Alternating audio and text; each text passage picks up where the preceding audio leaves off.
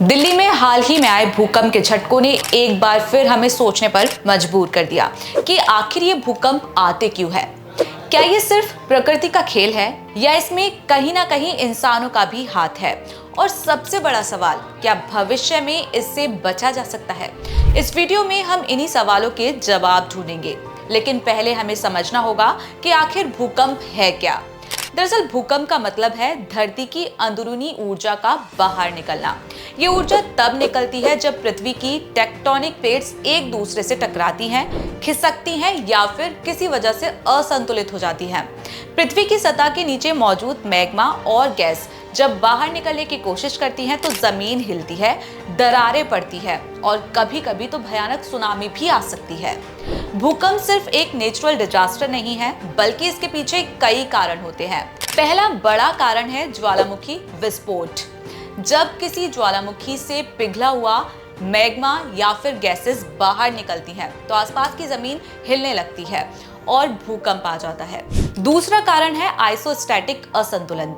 जब किसी क्षेत्र में भारी मात्रा में बर्फ पिघलती है, पहाड़ कटते हैं या फिर कोई बड़ा बदलाव होता है तो धरती खुद को बैलेंस करने की कोशिश करती है और इसी दौरान कंपन पैदा होता है। लेकिन जो सबसे बड़ा कारण है वो है टेक्टोनिक प्लेट्स की हलचल।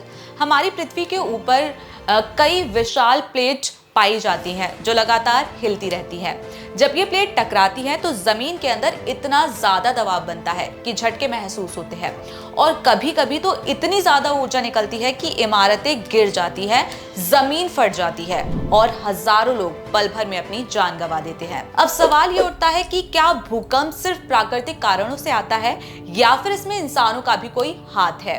अगर आप गौर करें तो पाएंगे कि खनन, बड़े बड़े बांधों का निर्माण, जमीन के नीचे हो रहे परमाणु परीक्षण और यहाँ तक कि बड़ी इमारतों का भार भी भूकंप को ट्रिगर कर सकता है।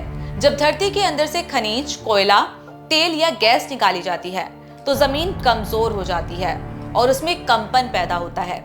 बड़े बड़े बांधों की वजह से पानी का दबाव बढ़ता है जिससे जमीन धंस सकती है और यही कारण है कि कई वैज्ञानिक मानते हैं कि आने वाले समय में मानव गतिविधियों की वजह से भूकंप पहले से ज्यादा घातक हो सकते हैं।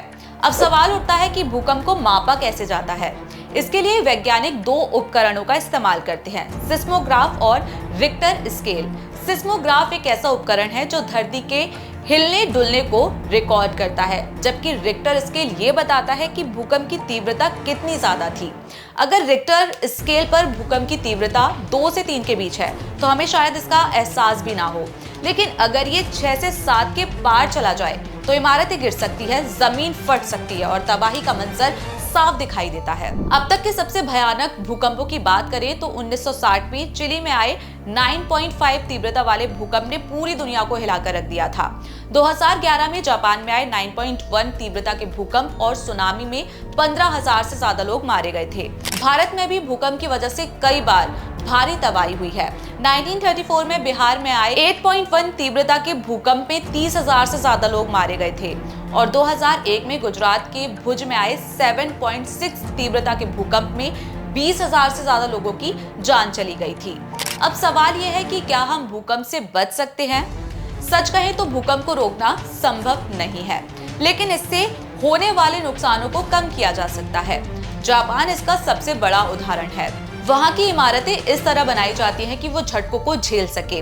वहाँ के लोग बचाव के तरीकों को लेकर पहले से तैयार रहते हैं, लेकिन भारत जैसे देशों में अभी भी इस तरह की जागरूकता की भारी कमी है। तो अगर हमें भविष्य में भूकंप के खतरे से बचना है तो हमें अपनी इमारतों को भूकंप रोधी बनाना होगा, अनियोजित खनन और निर्माण कार्यों को नियंत्रित करना होगा और सबसे जरूरी, भूकंप से जुड़ी जानकारी को लोगों तक पहुंचाना होगा, क्योंकि जागरूकता ही बचाव का सबसे बड़ा हथियार है।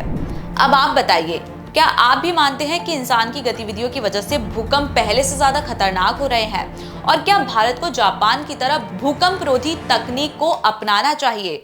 अपने विचार हमें कमेंट्स में जरूर बताएं। आपसे फिर होगी मुलाकात ऐसे ही किसी इंटरेस्टिंग टॉपिक के साथ।